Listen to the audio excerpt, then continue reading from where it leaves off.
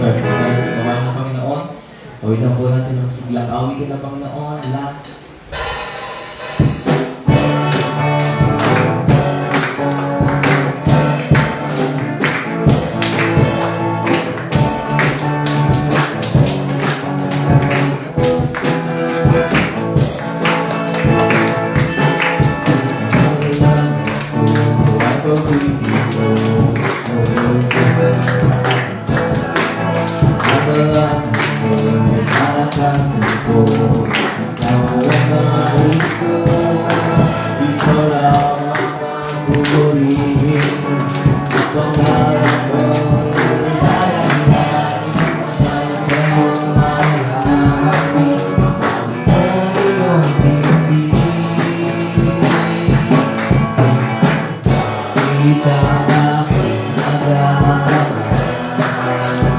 We piling ka, ang puso ko'y tumibigla, sa'yo'y sumasamba.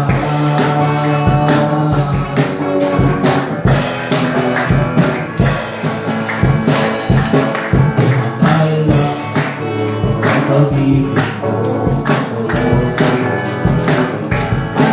Akala ko ay lalakad ko, bawat nais ko, ikaw lamang ang pupurihin. Pangalan mo, lalaki-laki, walang sa'yo maihahanapin. Ngunit ang bibig di ka makilalaman. Di mahilig ang puso ko'y tumibigla, sa'yo'y sumasamba. Di ka makilalaman. Di mahilig ang puso ko'y tumibigla, sa'yo'y sumasamba. Mahal na mahal na mahal kita, Panginoon. Mahal na mahal kita, Panginoon. Kaya naman hindi tayo magkakalit, at sabihin mo'y langit. Mahal na mahal kita, Panginoon. Habang buhay, pupurihan ka. Habang buhay, hiling ko sa'yo.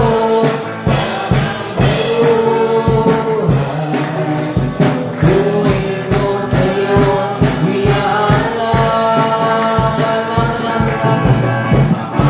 mahal kita, Panginoon. Mahal na mahal kita, Panginoon. Kaya ba'y hindi tayo magkakalit, at sabihin mo'y langit. Mahal na mahal kita, Panginoon. Habang buhay, habang buhay, pupurihan ka. Habang buhay, hiling ko sa'yo.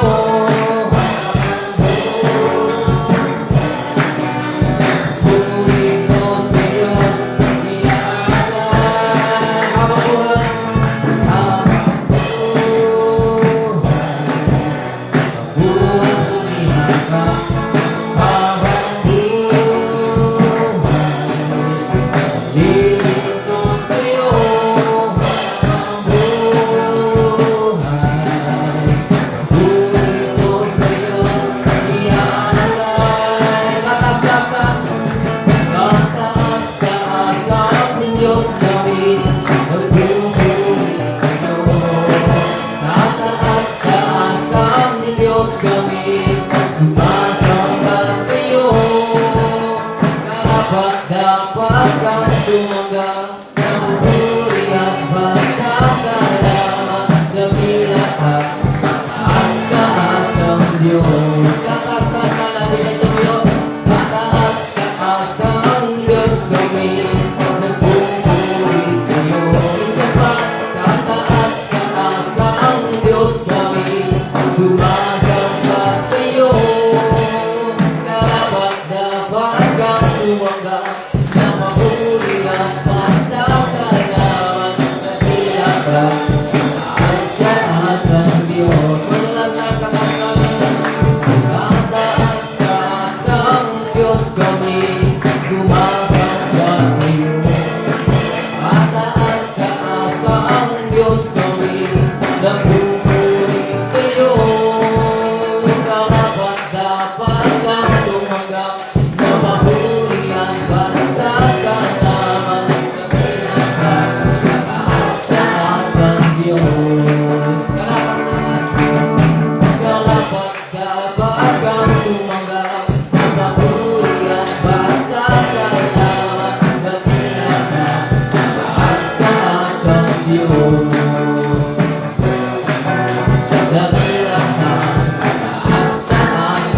iyong dakilapan at lahat ng Diyos. Isang pagpapalapan natin ng Panginoon. Awitan po natin ang malamanay na awitin ng Panginoon.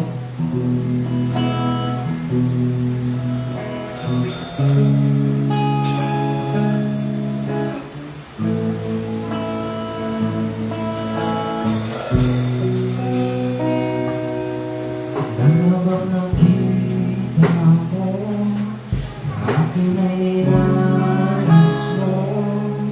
Ito'y nakalang ako.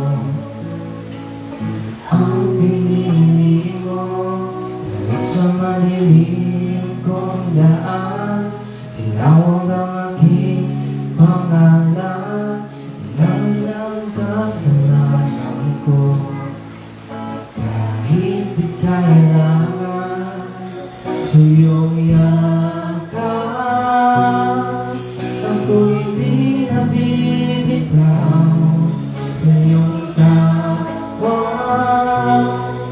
Naman ang puso ko'y ikaw, ginawa mo ang lahat kahit di man ako dapat. Pag-ibig mo sa akin ay sapat. Ano nga ba?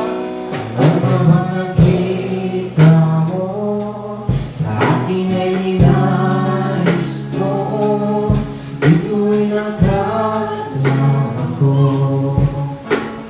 Ang pinili mo kahit sa malilim kong daan, tinawag ang aking pangalan, inakin ang kasalanan ko. Kahit di kailangan sa iyong yakap, ako'y di nabibitaw sa iyong tawag. Laman ang puso ko'y ikaw, ginawa mo ang lahat kahit di man ako dapat. Pag-ibig mo sa akin ay sapat. Sa iyong yakap, ako'y di nabibitaw sa iyong tawag. Laman ang puso ko'y ikaw, ginawa mo ang lahat kahit di man ako dapat. Pag-ibig mo sa akin ay sapat. Ika'y paglilingkuran, di mo ako iniwan. Ako ay hindi karapat-dapat. Pag-ibig mo ay tunay, ika'y walang kapantay. Salamat po, Jesus, tinapos mong lahat. Ika'y paglilingkuran, di mo ako iniwan. Kahit ako ay hindi karapat-dapat.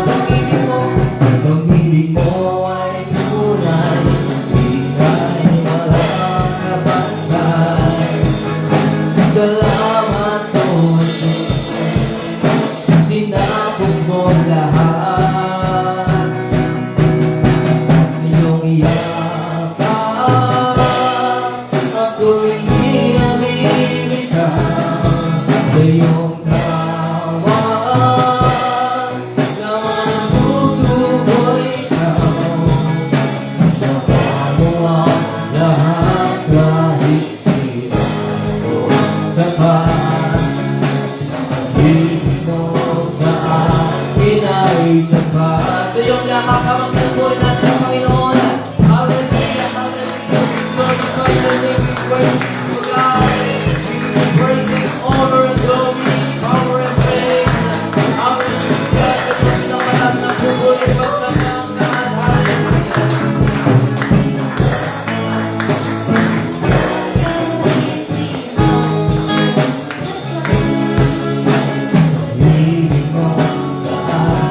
inaisan pa. Minsan pa sa iyong yakap, sa iyong lakad,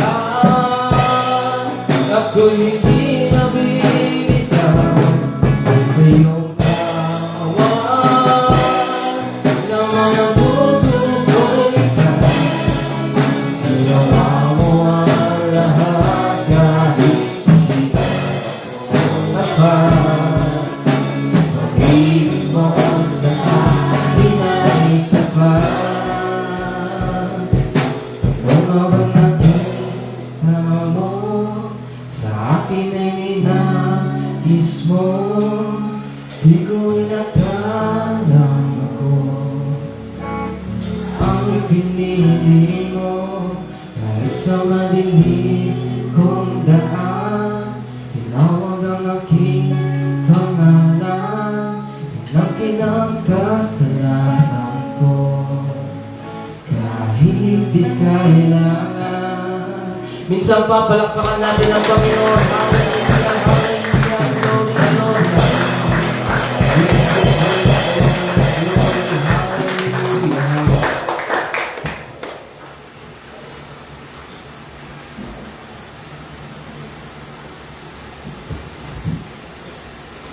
And dapat po tayo sa prayer and announcement. Sama po natin sa prayer ang ating bansang Pilipinas. Ang bansang Pilipinas, ang Panginoon ay patuloy na magligtas ng mga taong madulungbulan sa ating bansa na mayroong banal na pagkatakot sa Diyos at maging sa lugar na ito sa ating polo, sama natin sa panalangin ang iba pa mga government officials mula sa barangay Tanod hanggang sa pinakamataas sa ating presidente.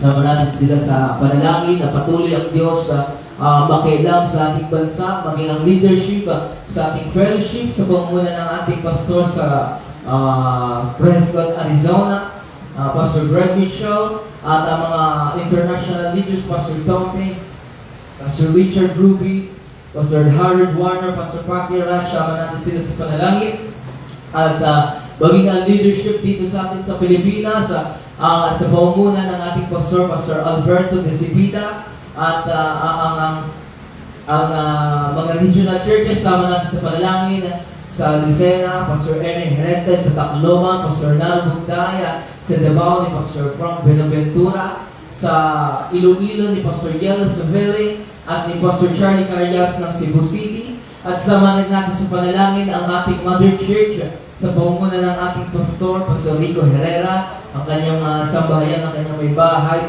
Sister Shona Herrera. At isama rin natin sa panalangin ang ating mga sister churches sa Kupang Alabang, sa Muntinlupa, sa Cavite, sa Dasmariñas Cavite, sa Magallanes Cavite, at ang mga missionary churches sa Guam, sa Vietnam, sa Malaysia, sama natin sa Cambodia. Patuloy ng Panginoon ay magligtas, magbangon ng mga mag-asawahan. Patuloy ng Panginoon magpadala ng mga susuporta sa lugar na iyon, maging sa Japan, sa kina Pastor Frank and then Pastor Jojo Maming. Sama natin sila sa panalangin. At maging ang bayan ng Antipolo, isama natin sa panalangin na ang bayan ng Antipolo ay makakilala sa ating Panginoon na patuloy pa rin magligtas ang Panginoon sa lugar na to. Mga magulang, mga mag-asawahan, kabataang babae, kabataang lalaki, isama natin sila sa Panginoon at magkaroon ng kapayapaan sa ating bayan, na patuloy ang Panginoon makialam sa atin at kumilos siya sa pamamagitan ng mga spirit preaching natin, mga Bible study, at sa ating paghayo, paglabas, maging sa pamamigay ng flyers, at maging tayo mismo ay gamitin ng ating Panginoon para unang-una sa ating mga mahal sa buhay, na ang Panginoon ay kumilos sa ating mga mahal sa buhay. Sama natin sila sa panalangin, makakakilala sila sa salvation and deliverance, at maging soul lock-in ng mga new converts, mga bagong tanggap, may mga bagong bisita. Sama natin sa panalangin na sila magpatuloy sa ating Panginoon, magkaroon sila ng pag-ibig, magkaroon sila ng genuine conviction and genuine relationship sa ating Panginoon. At isama natin sa panalangin yung mga may karamdaman na yung spiritual breakthrough sa lugar na to, and then yung financial breakthrough, samarin natin sa panalangin, maging church building natin, magkaroon tayo ng sariling building, magkaroon tayo yung may parking, yung may maraming parking kasi darating ang panahon, may mga sasakyan na tayo. Motor pa lang, di ba, nagsisiksik na dyan. So, sama natin sa panalangin, magkaroon tayo ng sariling church building, magkaroon din tayo ng sariling vehicle para dito, mismong pag-aari ng church para sa pagsundo sa mga kaluluwa.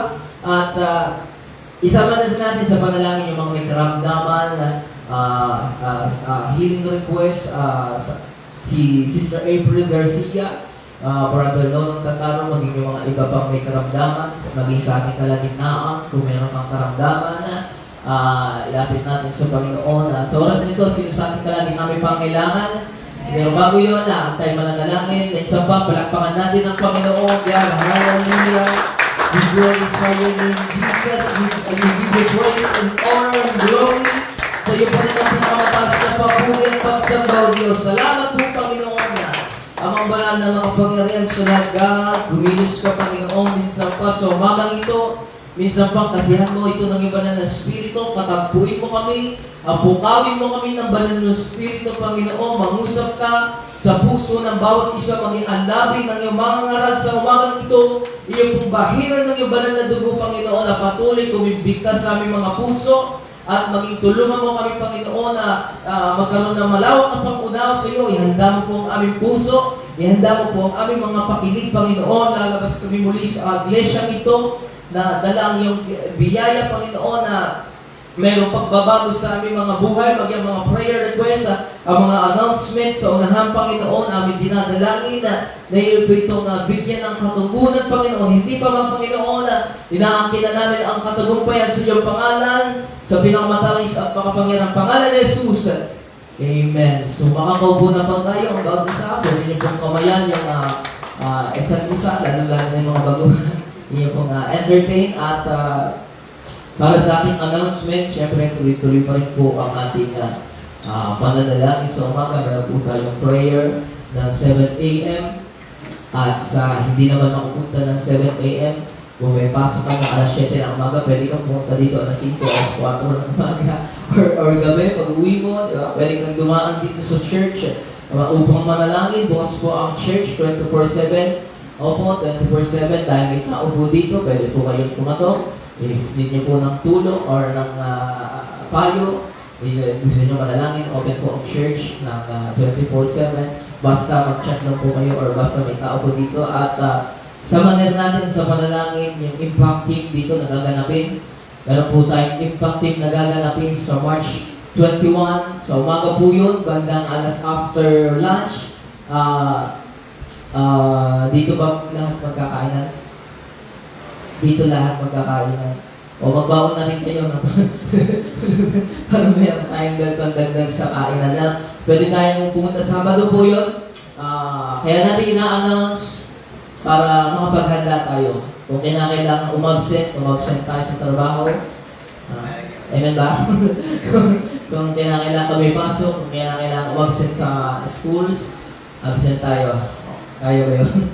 Para yun sa mga kaluluwa sa lugar na to, para marami tayong maabot ng kaluluwa. Dahil unang-una, yung mga taga-ibang lugar, malalayang lugar, nagbigay na taglaan ng time para sa atin. May mga pasok din yun, may mga trabaho din yun, may mga schools din yun, pero nagbibigay sila ng time para sa Antipolo. So, gawin din natin dito sa lugar natin. So, ayun, at pagdating naman ng gabi, March 21 pa rin, kung meron kayong pwedeng i-invite, mag-invite kayo, meron po tayong concert, maghahandog yung mga kabataan, aawit, sasayo, magdadrama si Atong. Hindi, meron po tayong concert sa gabi. Anong oras yun? Siguro mga 5 or i-announce natin sa GC kung anong oras po. Basta ipag-invite natin, concert po yun, may awitan, may mga testimonies, may mga, syempre, hindi ba wala ibang aral na salita ng Diyos. And then, isama rin natin sa panalangin, announcement pa ba kung yung Jubilee sa February 27 ba or 28? Hello? 27. Sama natin sa pray sa kaya natin binabanggit lahat ng itong announcement para makapaghanda tayo. Malayo pa lamang makapaghanda na tayo, makapag-ipon kung kailangan. mag-ipon tayo para meron tayong pamasahe sa lugar na yun or kung nagutom ka, meron pa pambili. Yeah? So, 27 po yun, alas 3 po, eksakto, alas 3 punto, aalis po ang sasakyan dahil tayo po umuupang. Ano ba tayo? Depende po kung isasama. Pero, 28 po at yung ating namang harvesters homecoming sa April 3 hanggang 7, ha? April 2 hanggang 4, April 2 hanggang 4. At meron tayong mga pledges doon, huwag nyo kalimutan yung mga pledges sa lugar. So, yun lamang, kung meron ako nakalimutan natin, Pastor, magdaragdag minsan pa habang lumalapit natin, Pastor, palakpakan natin ang Panginoon.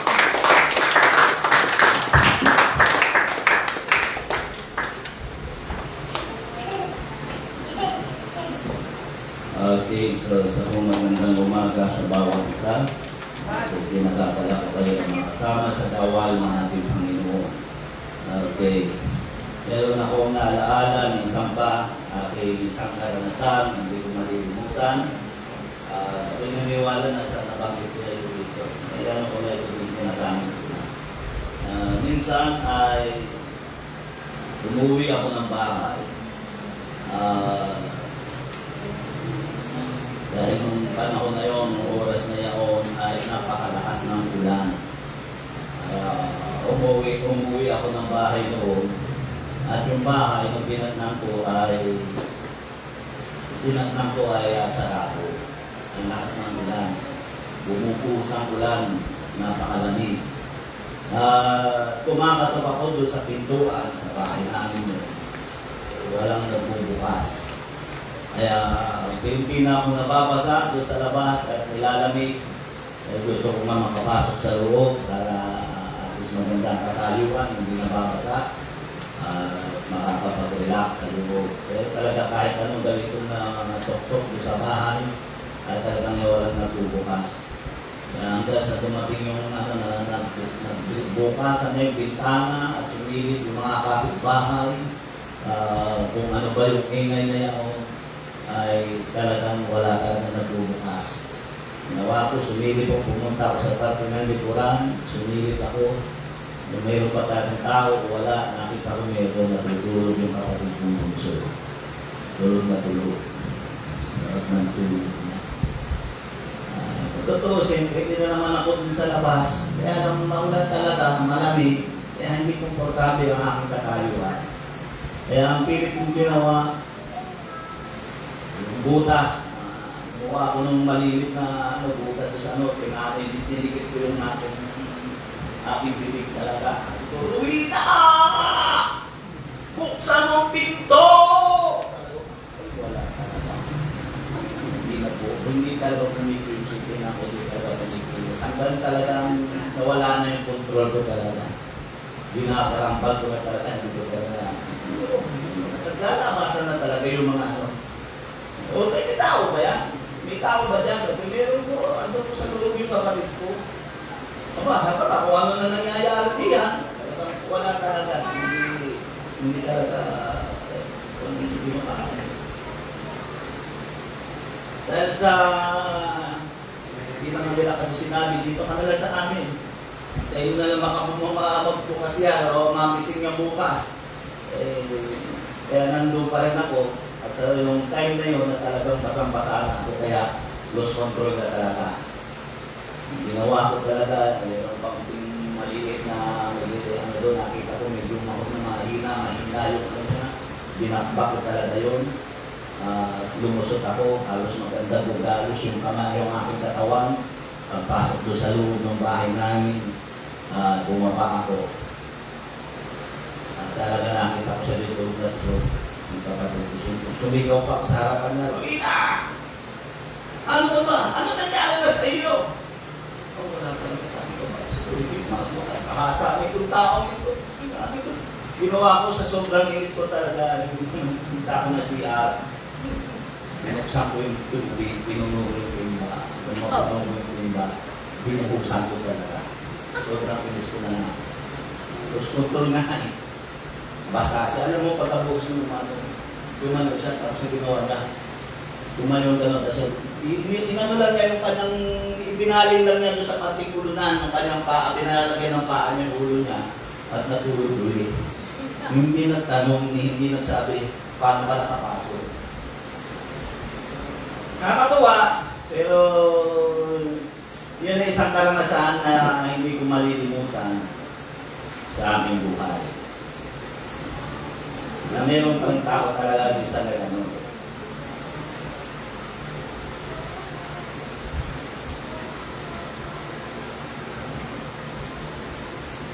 Alam nyo kasi, kung bakit ko nabanggit yun, ang tao kasi minsan alam niya ang pinakamabuti para sa atin. Sino mo nakakaalam? Alam natin yung pinakamabuti para sa atin. Kaya nagpupumilit akong pumasok sa loob. Hindi, alam ko hindi mabuti na dulot si Kaka ng araw. Humupa yung ulan. Kaya napakalamig. Kaya alam ko, yung sa loob, pinakaloob, andun yung kwarto ko, at makakapagpahinga ako ng maayos. Babalot ko ng kumot yung aking katawan, kaya hindi ako lalamigin. So, ibig ko sabihin, kaya ako yung pumilit pumasok dahil alam ko yung pinakamabuti para sa akin. Sino po nakakaalam nun? Alam niyo ba kung anong pinakamabuti para sa inyo? Sino nakakaalam ng pinakamabuti para sa atin? Subalit, bibihira ang taong nakakaalam kung ano ang pinakamabuti para sa Panginoon. Dahil pa naniniwala doon. Alam natin yung pinakamabuti para sa atin, para sa mahal natin sa buhay, para sa aming pamilya, pero minsan hindi natin alam kung ano ang pinakamabuti sa Panginoon. Ano ang ibig ko sabihin? Kaya yung iba, ano sa totoo lang, nakisap ng labas natin na kaanyungan, tayo ang pumipili ng pinakamabuti para sa atin. Pinakamabuti na ating susubutin, di ba? Pinakamabuti nating ayos, pinakamabuting ayos ng ating buhok, tayo ang nagpapasya, pero minsan hindi natin ipinapasya kung ano yung pinakamabuti para sa Panginoon. Ang ibig kong sabihin, ginagawa natin ang pinakamabuti para sa atin, pero ayaw natin gumawa ng pinakamabuti para sa ating Panginoon. At sino po doon ang sasang-ayon? Nasang-ayon ba kayo doon? Na tayo yung ginagawa natin yung pinakamabuti para sa atin, pero ayaw natin ibigay yung pinakamabuti para sa Panginoon. Ang ibig ko sabihin, ginagawa natin ang pinakamabuti para sa atin, pero ayaw natin gumawa ng pinakamabuti para sa Panginoon. Ito po ang ibig ko sabihin, naglilipod tayo sa Panginoon sa paraang nakabubuti para sa atin. Ibig sabihin, naglilipod tayo sa Panginoon, nagbibigay tayo ng panahon sa Panginoon sa paraang makabubuti sa atin. Ibig ko sabihin, sa paraang magaan para sa atin, yung hindi komplikado na paglilipod. Anong araw kayo ni ano? Sunday ng umaga. Oh, hindi ako pwede. Ano niya hindi ko sabihin. Kasi may pasok ko kung yun. Kaya minsan, yung mga tao hindi na makapaglingkod. Dahil ang gusto nila, ang paraan ng paglilingkod ay yung nakabubuti para sa kanila. Yung hindi komplikado para sa kanila. Marcos sa chapter 2, beginning verse 1 hanggang 5. Malimit na ako ng aral papunta tungkol dito. Sa totoo lang, ay ang sermon na ito na ipangusap ko na. May mga 3 taon na nakakaraan aking niripad ngayon. Marcos sa chapter 2, beginning verse 1 hanggang 5, at nang siya'y pumasok ulit sa Capernaum, pagkaraan ng ilang araw ay nahayag na siya nasa bahay.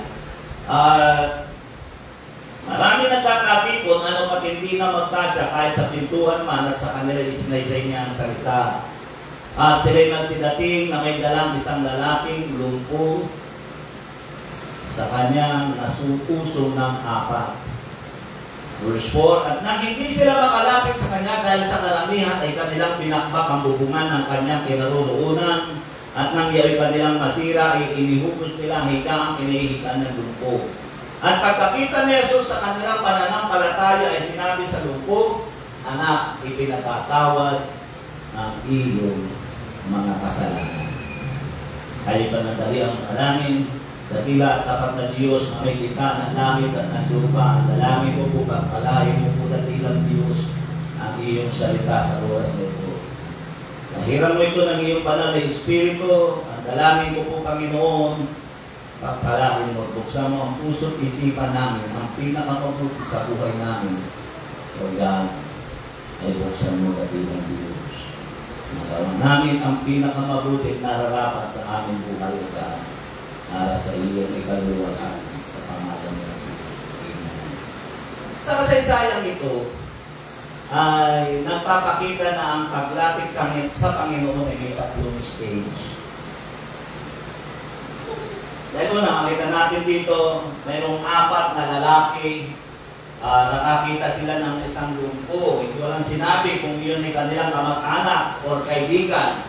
Pero sabi doon, kanilang pinagmalasakitan na dalhin sa harapan ng Panginoon.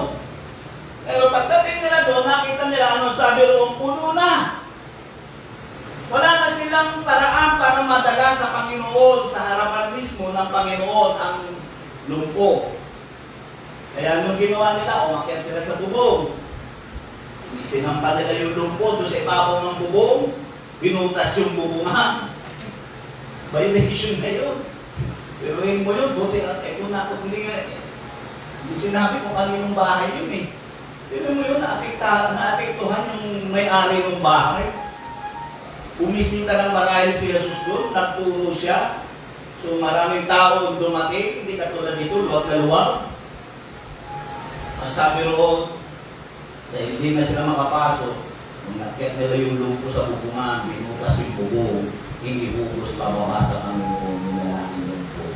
Kaya doon mo makikita ang tatlong stage ng paglapit sa Panginoon o paglilingkod sa Panginoon. Unang stage, mayroong nasa labas. Nakikinig din yun, kinig din nila yun. Kaya nung ginagawa natin ngayon, kinig din nila yung ginagawa natin. Yung sinasabi ko, kinig din nila yun, maaaring hindi lang nila mabuo, hindi sila makapag-focus kasi kung namin nabili, at may piniprito, mayroong, hindi ko siguro may ginagawa, bigla kang uusok yung ano mo, may piniprito nga pala ko, may ginagawa nga pala ko. Pero sa totoo lang, kinig din nila. Pero pinagkaiba ng panahon ngayon na nasa ando sila sa labas. Mayroong mga tao nag-ahaba ang liit at anong gano'n mo. Si Jesus nagtuturo, nando sila sa labas. Pangalawa, mayroong nasa sa loob. Yung nasa sa loob, pampante sila, ang ganda ng pwesto nila, nandun na pinapanood nila si Jesus magturo, nakaganda sila. Ang sarap ng kanilang tayo, di ba? Pinakita natin. Ang pangatlo, may stage ng pagsunod sa Panginoon, makikita natin yung ginawa ng Ama. Hindi sila nasihan na sila nasa labas. Diba? Hindi sila nasiyahan na sila nasa labas. Ay di mahirap. Pero yung pangatlong stage ng paglilingkod sa Panginoon, napakahirap gawin mo. Umakyat sila sa taas. Daladala yung lumpo. Pinakpak yung bukunan. Inihugos. Para mailagay ang lumpo sa pinakamalapit na posisyon sa harapan ng Panginoon. Nais ko mangusap sa simple tayak na pangungusap. Noong unang ipinangusap ko ito, 3 taon na nakaraan, the blessing in the middle of the house. Pero ngayon, pangalawang title na aking ipapaksari ito, mangungusap ako sa paksang, we are not called for good, we are called for the best. Hindi tayo tinawag para sa mabuti. Tinawag tayo para sa pinakamabuti. Malimit ko sinasabi kapag ipinapangusap ko ito, binayaan ng Panginoon na yung 4 ay naninira pagkikirata ng property. Kung pinapakpak yung bungan,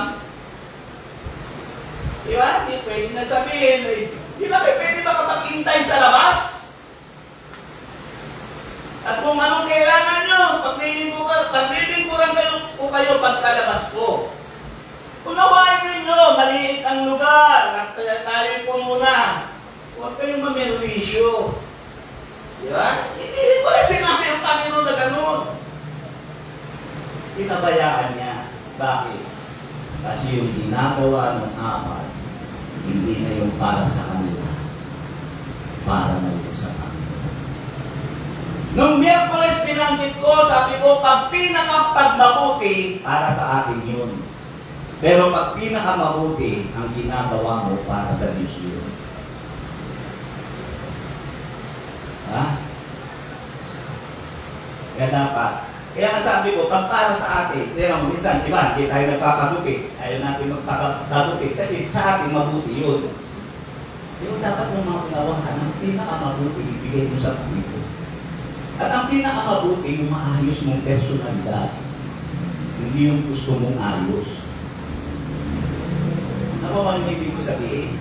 Kaya nga, malimit ko sinasabi, basta't mabuti. Kaya nga tayo naglilingkod sa Panginoon, ang gusto natin yung mabuti lang.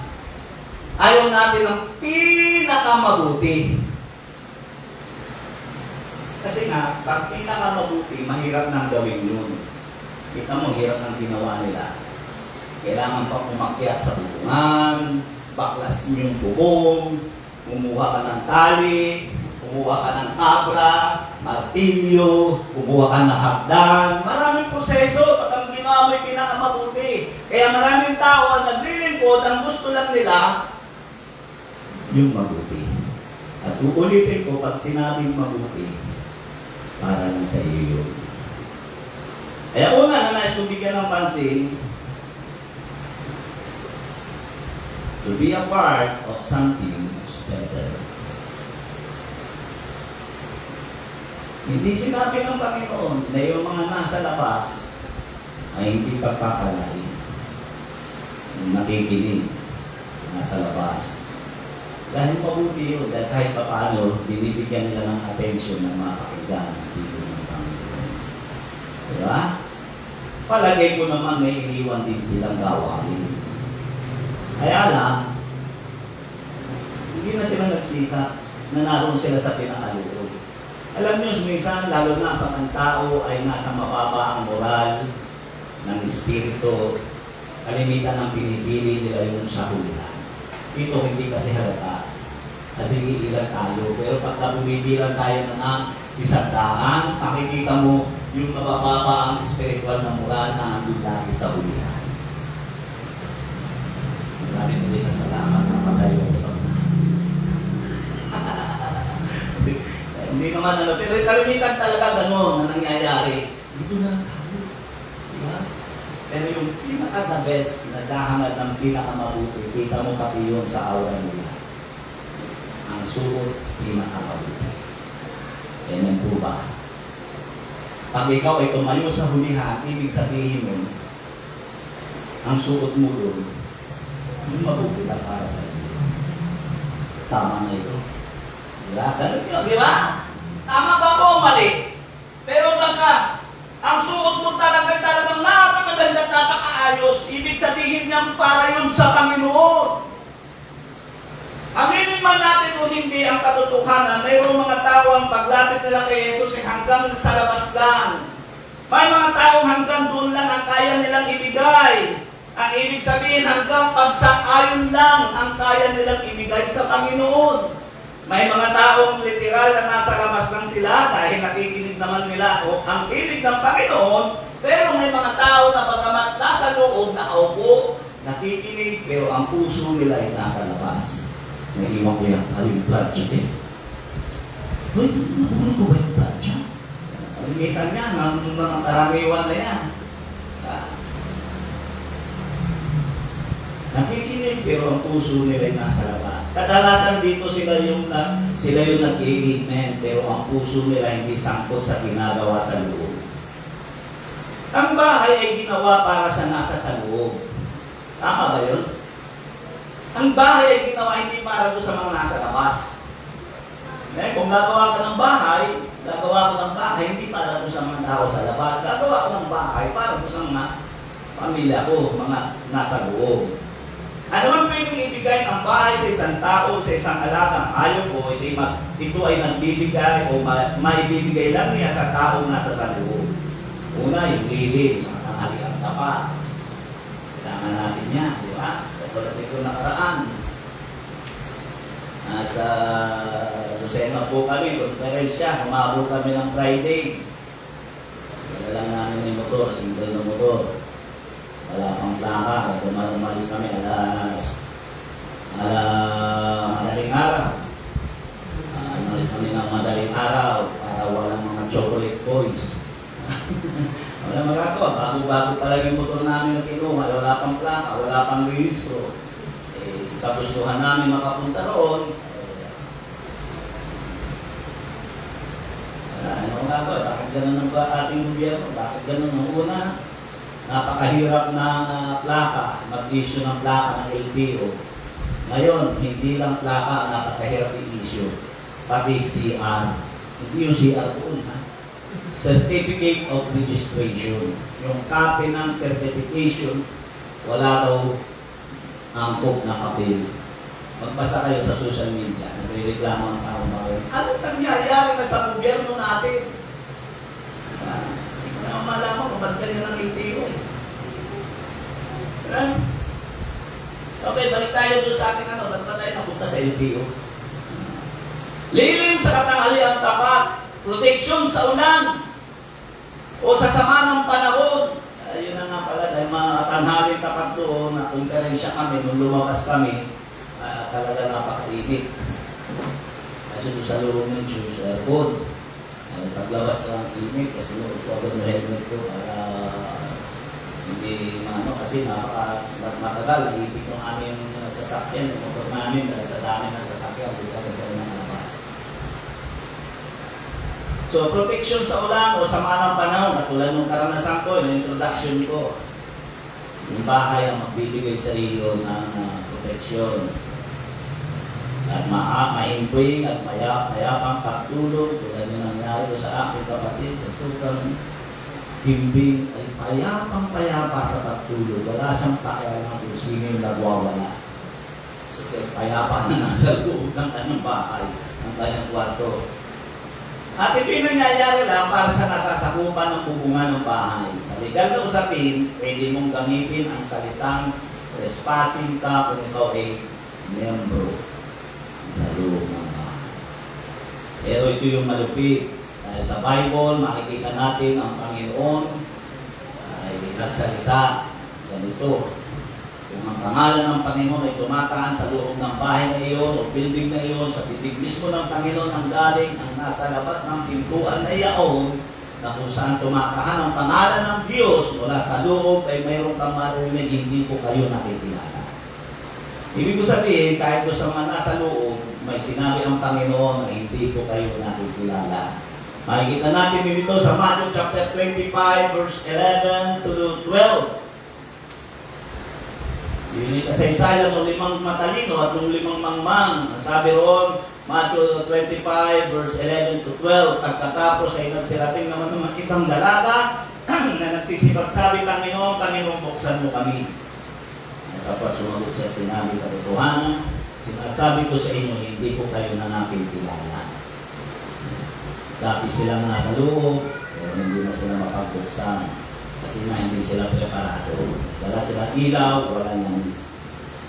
Kaya dito ipinapakita ni Jesus ang kahalagahan ng nasa loob ng pinto. Ipinapakita dito na dapat magsikap ang tao na ikaw ay nasa sa loob. Ibig sabihin, nasa harapan ka ng Panginoon. Pangalawa, na nais ko bigyan ng pansin ni Jesus, it is better for you to have a place for Jesus. Mabuti para sa iyo ang may lugar ka para kay Jesus. Kaya narito kayo dito. Ibig sabihin, may lugar ang Panginoon para sa inyo.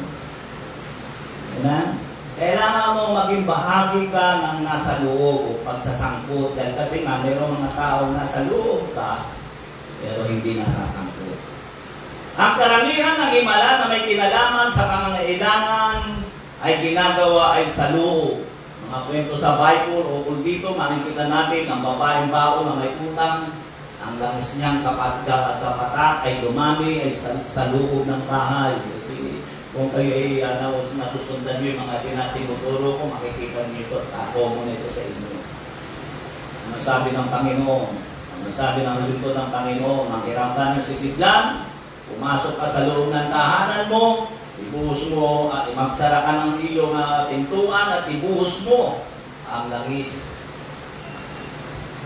Ano sabi dito? 2 Kings 4:5. At ayun, nilisan niya siya at ang kanyang mga anak ay nagsara ng pintuan, kanilang dinala ang mga sisidlan sa kanya at kanyang pinagbubuhusan. Yan ang nakita natin dito.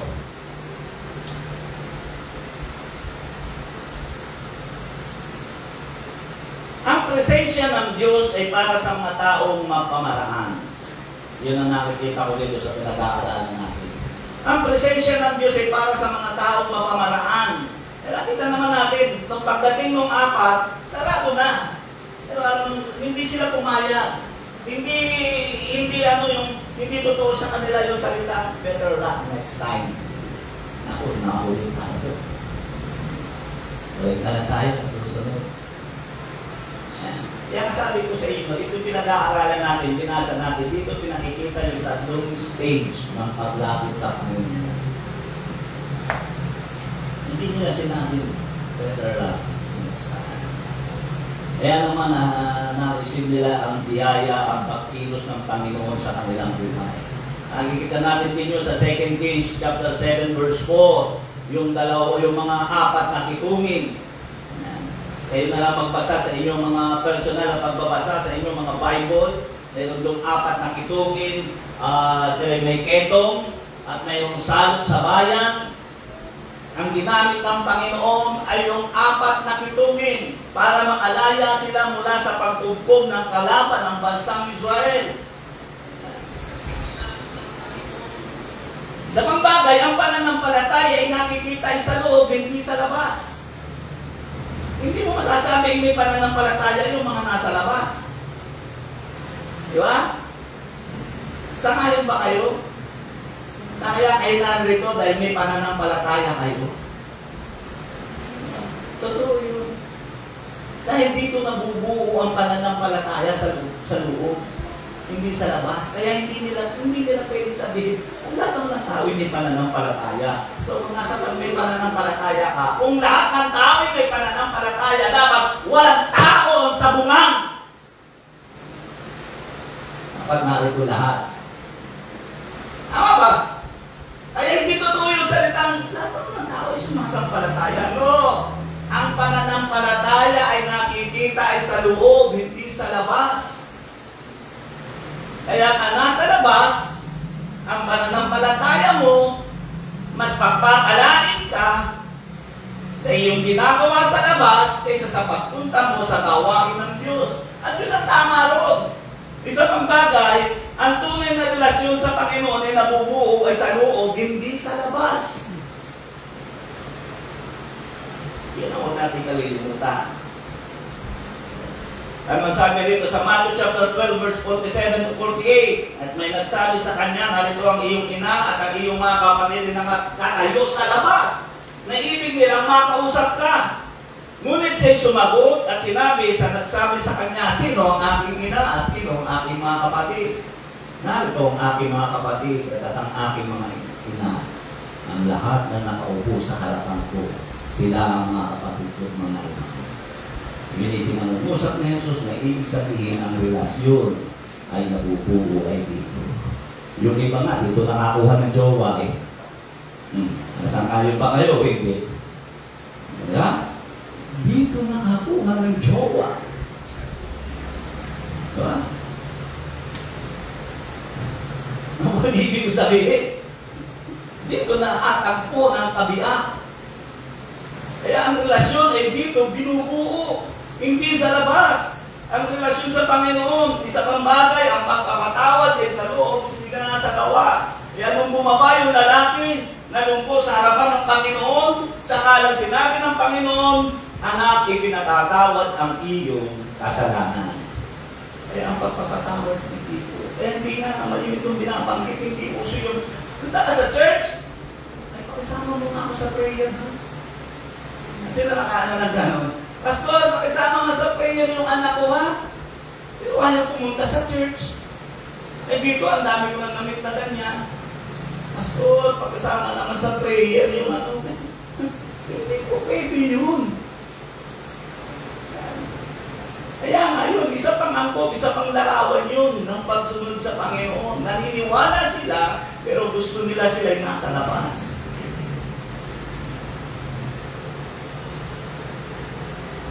Ang mga taong naunang pumasok sa loob habang si Jesus ay nagtuturo ay maganda ang pwesto, pero wala silang nagawa o naibigay kay Jesus. Kaya mapapansin natin, hindi diretsong nausap ang Panginoon sa kanila. Hindi diretsahan, hindi personal na pangungusap ng Panginoon ang ginawa sa kanila. Pero yung bumaba mula sa bubungan, papunta doon sa kanyang harapan, sinabi ng Panginoon, kinausap siya ng Panginoon ng personal. Pero yung mga nakaupo doon sa loob, hindi sila personal na kinausap ng Panginoon. At huwag natin kalilimutan, naisulat ang pangyayaring ito hindi dahil doon sa mga taong maganda ang pagkakaupo habang nagtuturo si Jesus. Ano po ba?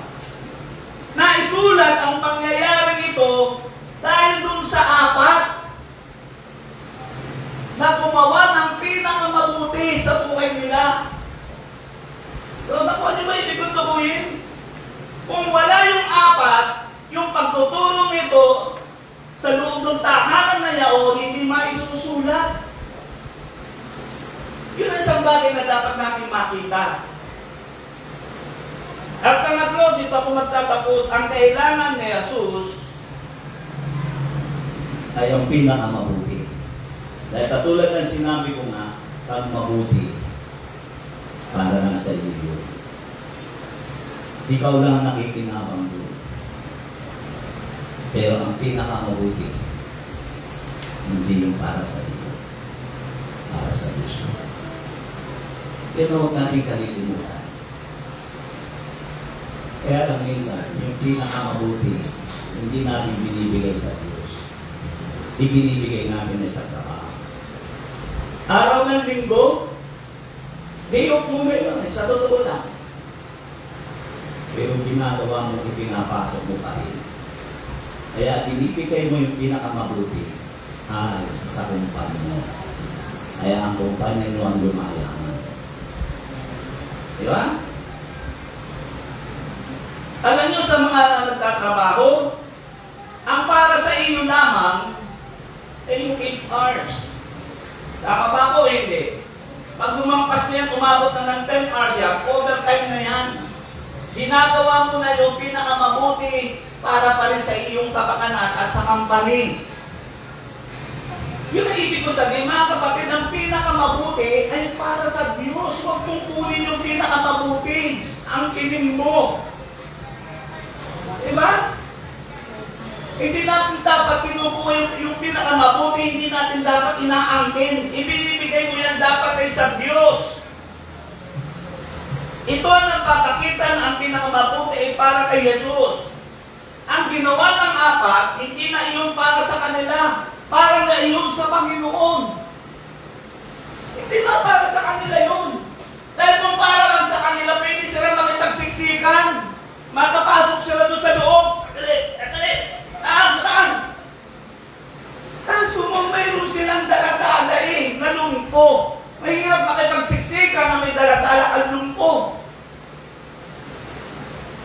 Kaya yung ginawa nila, hindi na para sa kanila yun, para na yun sa Panginoon.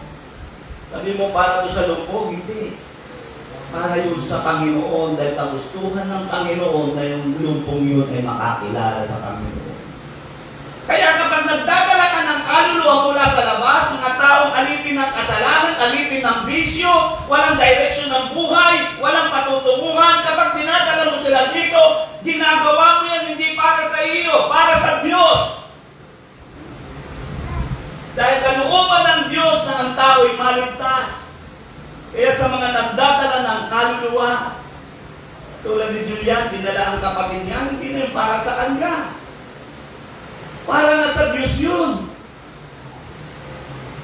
Paano tayo makapagdadala ng kaluluwa sa ating Panginoon yung sarili mo nga hindi mo madala? Nag-i-struggle ka pa nga, nadalhin mo yung sarili mo, makapagdala ka pa kaya ng iba? Ay yung sarili mo nga, hirapang kang dalhin. Kasi nga, ang gusto mo yung mabuti. Kung kailan ka merong free time. Kaya kapag dumalo ka sa Panginoon dahil free time mo, mabuti. Pero ang hinahangad ng Panginoon, yung pinakamabuti. Kung yun ang huwag natin kalilimutan, dahil yun ang tunay na paglilingkod sa Diyos, yung pinakamabuti. At dapat ang pinakamabuti, hindi natin ginagawa sa sarili natin. Hindi para doon sa effort natin sa ating kakakinapangan. Alam nyo, sa 2 Samuel, chapter 23, verse 15 to 17, meron doon pangyayari na one time si David, dahil nakukup ang Jerusalem ng mga kalaban ng bansang Israel, meron doon balon na gustong-gusto ni David yung tubig. Kaya lang, dahil nga sa sitwasyon, dahil yung balon na yan sa Jerusalem ay nakukup ng kalaban ng bansang Israel, ng mga Palestine. Hindi siya makainom.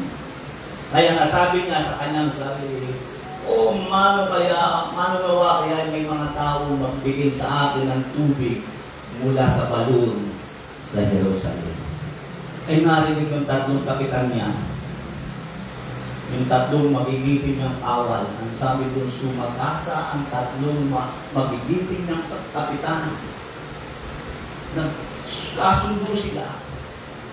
Ako ang mamabago sa balon at sasalot ng tubig. Kayong dalawa. At kapayangan mo ako. Pag pinitik ko yung lupi, hihilahin ko na. Ikaw naman ang hihila ka. At ikaw naman, pag minakita tayo, pag nakakita sa ating kawal, ikaw magkikipag-ispadahan na para si Soro. Habang naroon sa baba.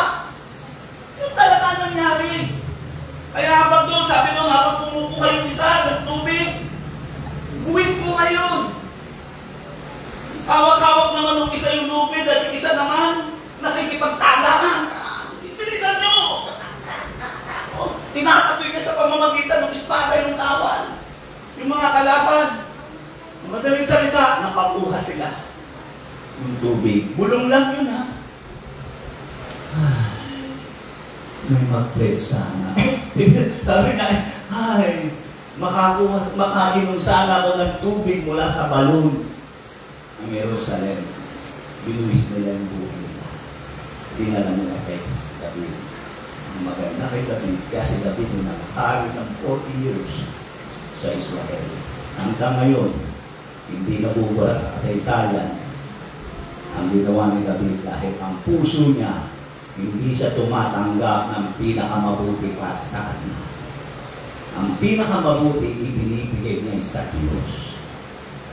Basahin natin ang sinabi niya. 2 Samuel chapter 23, verse 15 to 17, ang sabi rito, at nagnais si David at nagsabi, may magbigay sana sa akin ng tubig sa balon ng Jerusalem o ng Bethlehem na nasa tabi ng pintuang bayan.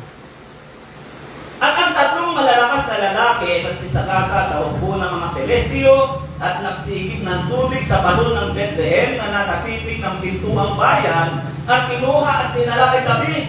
Ngunit hindi niya ininom. Pinagnasahan niya nung una pero hindi niya ininom. Yaon kundi kanyang ibinuhos na handog sa Panginoon.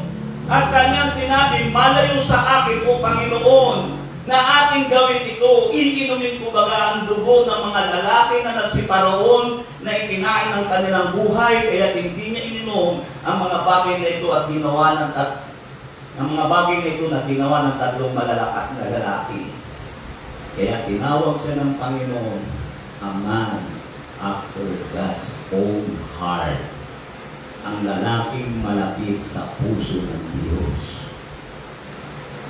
Si David ay makasalanan din. Nang-agaw siya ng asawa. Inagawan niya ng asawa ang pinakamatapat niyang kapitan na si Uriah. At namatay si Uriah dahil pinapatay niya para masuri niya ang asawa. Pero tingnan mo, kahit ganun, siya nahulog sa pagkakasala, pinatawad siya ng Diyos. At tinawag siyang ang lalaking pinakamalapit sa puso ng Diyos. Bakit? Dahil ang pinakamabuti ay ibinibigay niya ay sa Diyos. Ano sabi niya? Tumatahan ako dito sa galing kong bakay, pero ang bakay ng Diyos ay nasa tunda. Kaya sabi niya, hindi maaari ito, ipagpapatayo ko ng pinakamabuting bakay ang Diyos. Yun ang puso ni David. Sino nakakakilala kay David yung Gitcho? Ang Uriah ay nakilala sa pinaka-sentro ng born-again Christian dahil yung duking yung Gitcho. Alam mo, ugali ng mga nakinig ko lang ito, hindi ko personal na alam niyo kung bakit na si yung Gitcho kinilala sa Uriah. Dumating yung punto na wala na silang makain, siya ikit na. Ang ginawa niya yung Gitcho, pumupunta siya sa blood bank at nagbibili ng kanyang dugo para lamang masuportahan ang gawain ng Diyos. Ang may nakapagsabi noong one time na sila si Gitcho ay naglalakad, dumaan yung kanyang membro na naka-Mercedes. Pastor, sa kapupunta, magpapalo naglalakad. Kasi maranasan ko rin ito dito sa Antipolo. Nag-i-exercise ako, nakalaki na yung tiyan eh. Yung totoo nun, wala akong pamasahe. Totoo yan. Ikaw yung siguro sinabi niya yung Dixon. Kasi ang pastor tayo, kami din nataparinig eh. Uy, wala ako sa konti, wala nga akong makalipapayin mamaya. Hindi ka na, ang tunay na pastor kami, pastor na nataparinig. Umalis ka na dyan, umayas ka na dyan. Munguhat na lang yan. Dadaling ka niya sa impyerno. Nung sabihin niyo yung Gitcho, ay, pupuntahan ako, naging ano lang. Kailangan din ang katawan nito eh. Hindi pumayag yung membro. Bumaba yung membro, kinuha yung susi ng sasakyan na binigay ko yung Gitcho. Pastor, gamitin mo. Tapos kinabukasan nakita niya, pinagbigay ng kotse sa kanya, mayroon din kotse. Kaya nakulo. Dahil sabi na, ayaw kong gusto ko ng Panginoon ang pinakamabuti. Sa Kanya ang pinakamabuti. Kaya tingnan mo kayo ng Korea. Hindi yung Lord Korea. Ano yun eh? Komunista yun eh. Ano ibig sabihin? Sa Lucas, sa chapter 19, verse 8, si Zacchaeus ay pinamahagi niya ang kanyang kayamanan. Ginawa niya yun hindi dahil sa kanya, kundi para kay Jesus. At dahil doon, maraming mga may hirap sa panahon ni Zacchaeus, sa panahon ng Panginoon ang kumain ng sapat. Dahil ang kayamanan ni Zacchaeus ay kanyang ibinigay. So, ano yung sabihin? Dahil natutunan niya ang pinakamabuti ay para sa Panginoon. Paano nagawa yung pinakamabuti? 4 na lubid ang nagdala. Nakita natin 4 na lubid na nagbabalot sa lalaki sa harapan ng Panginoon. Yung 4 na lubid na yung bibigyan ko ng kahulugan. Una, preparation. Hindi mo magagawa ang pinakamabuti kung wala kang preparasyon. Sabi ko nga, worship is preparation. Sabado pa lang ng gabi, magpaplansya na. Para hindi nakamabuti, hindi lukot. Alam mo ang ibig sabihin? Kaya walang pagsambang biglaan. May paghahanda yan, preparation. Kung may trabaho, tapusin mo na hanggang maaari ng Sabado. At kung di mo kaya, huwag mo tanggapin. Ay, pasensya ka na, hindi ko kaya yan, pa yung dali niya kasi merong ano eh. Amen? Si Bill, pinagbigyan ko lang si Bill. Wala si Bill na yun. Kasi na-stroke yung tatay niya. Mayroon dapat siyang asikasuhin. Kasama yung ano, tatay niya, hindi naman pwede makapag-nangyayong dahil na-stroke niya. Pinagbigyan ko.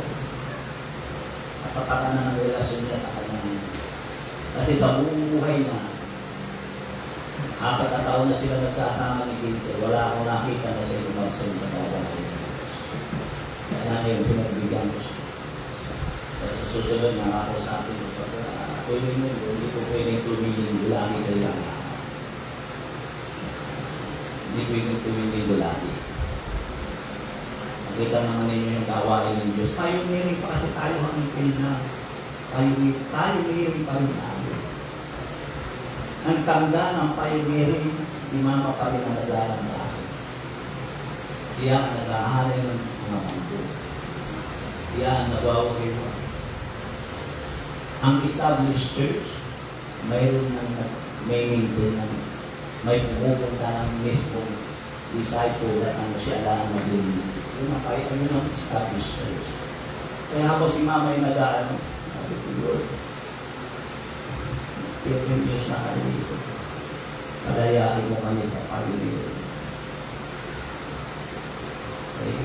Namalo ka kasi minsan, mag-ilanga ako, mag-aharap lang ng jowa. Yata ako sa church, ang gusto lang, manunungkot lang ng beko. Diba? Sabi ko, manunungkot. Diba? Pupunta na sa church, may bahid ang paglilingkod sa Panginoon. Kaya wala akong bilip talaga sa mas bilip ako doon sa hardang sirain yung mga hadlang tulad ng 4 na lalaki. Wawasakin. Maging kanyang ikabubuhay, wawasakin niya.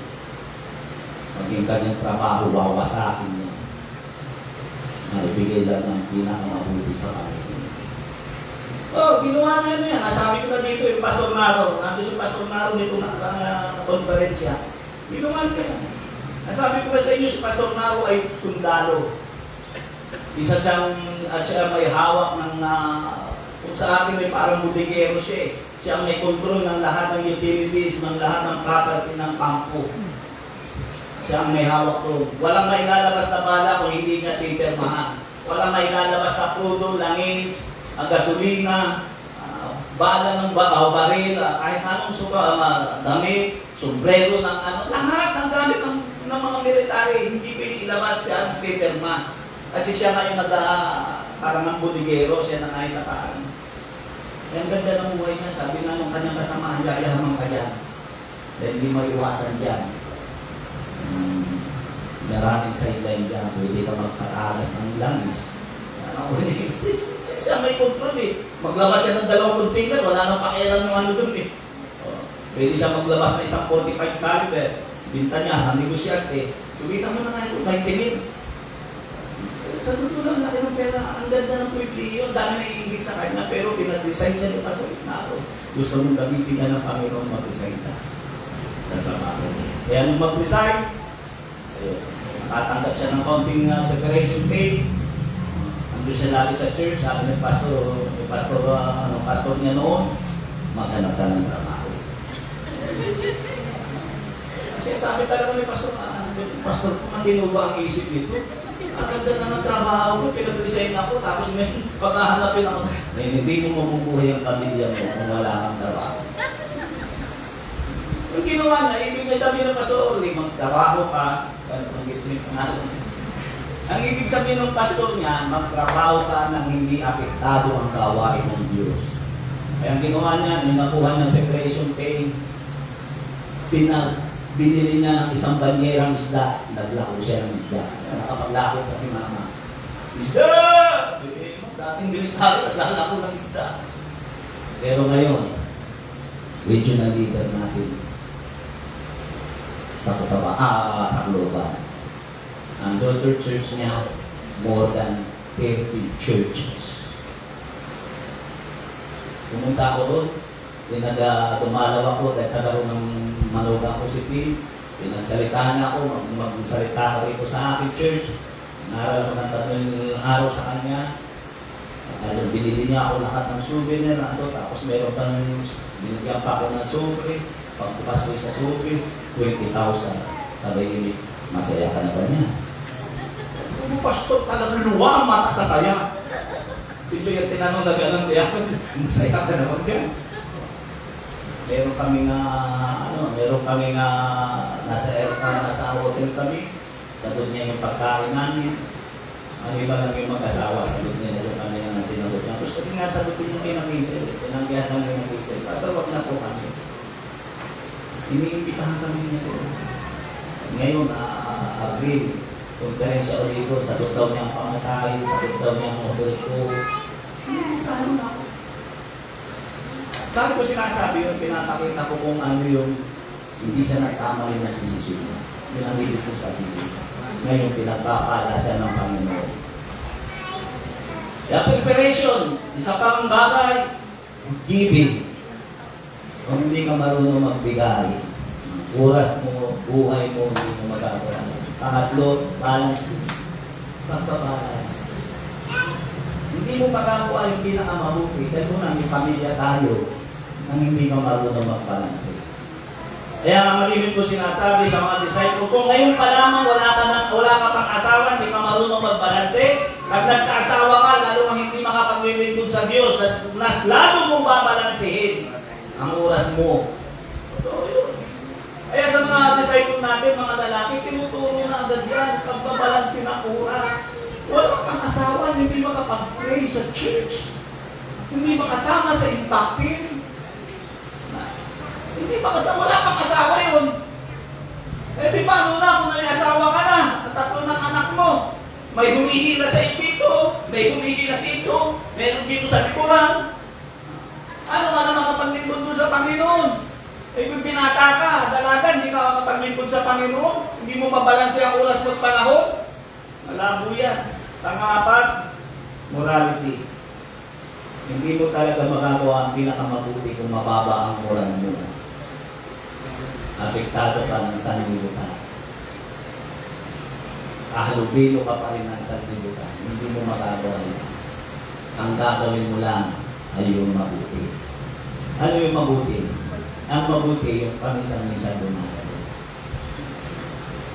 Yun ang mabuti. Pero yung pinakamabuti para sa Diyos. Iyoko natin ang ating mga ulo. Praise God. Nag-usap ako sa isang simple kaya na pangungusap.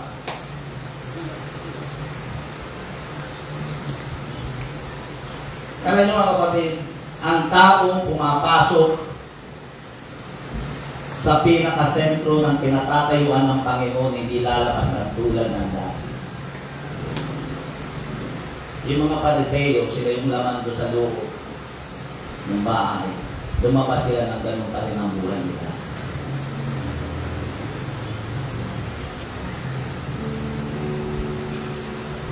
Pero yung lalaki lungko, alam natin.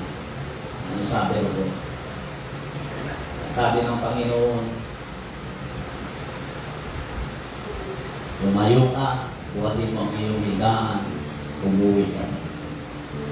Sabi ko, umuwi ang lalaki na siya isang pagpapala.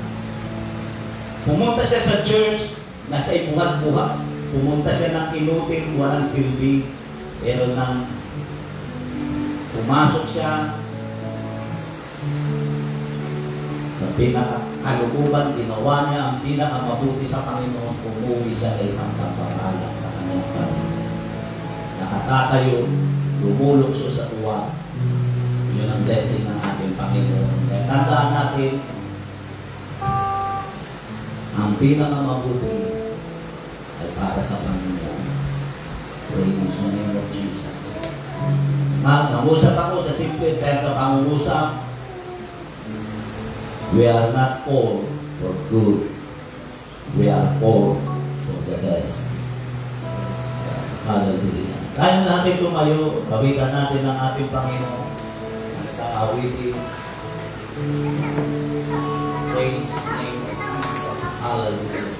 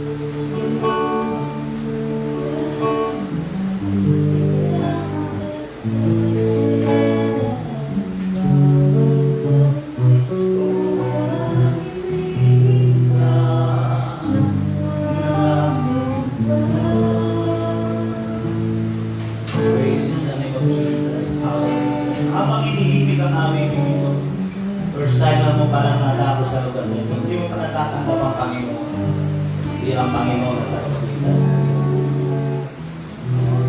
Maging sa nasa online, hindi mo pa nakikilala ang ating Panginoon bilang Panginoon at tagapagligtas ng iyong buhay.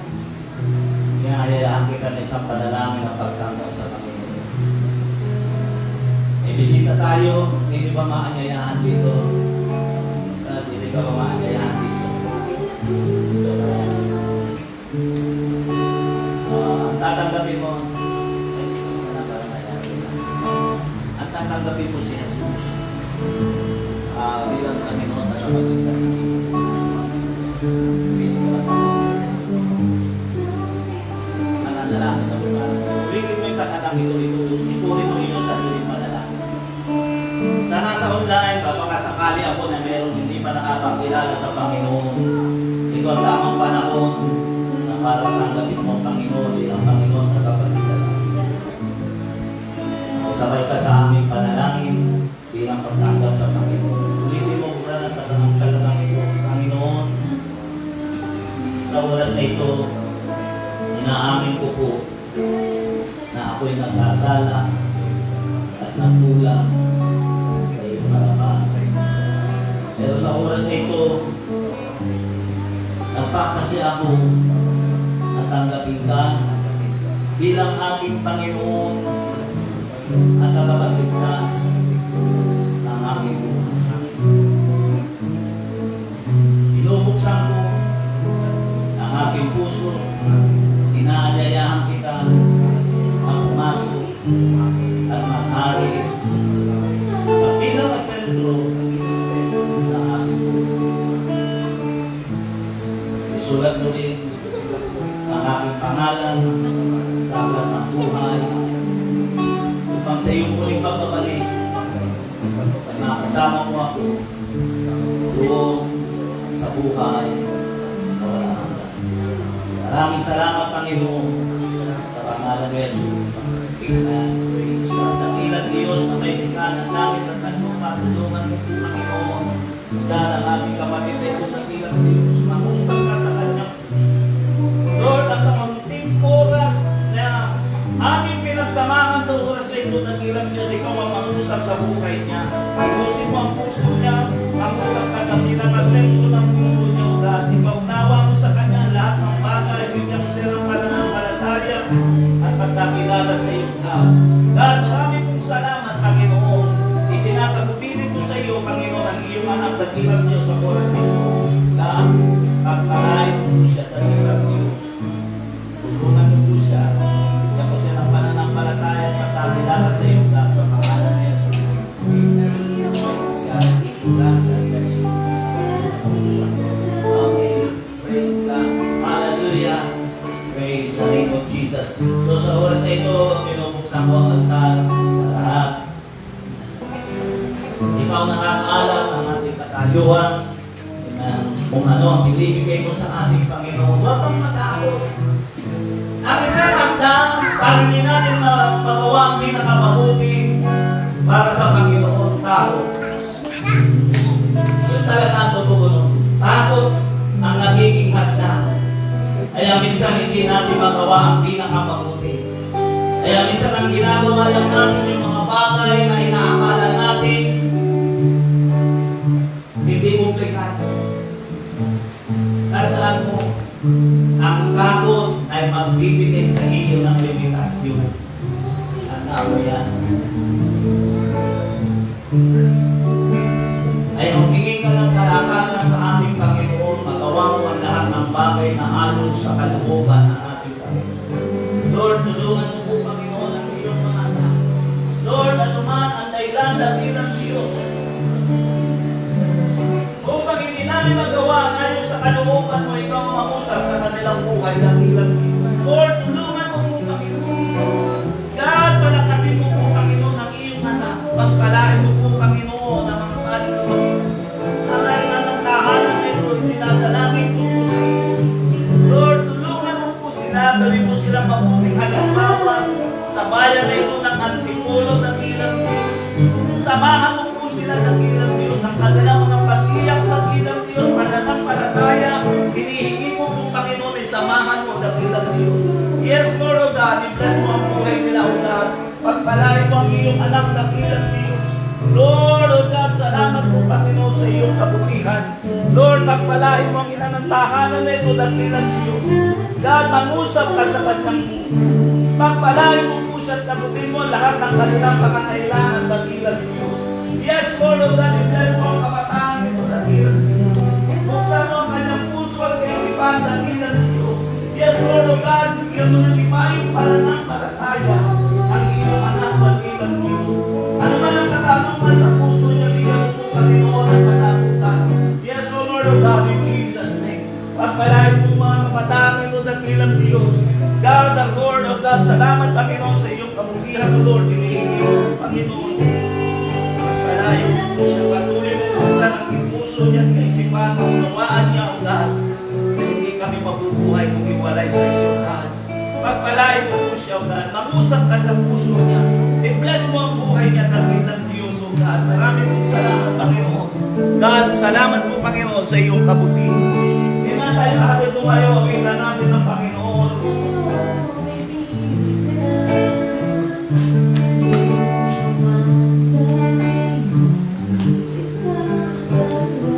Praise the name of Jesus.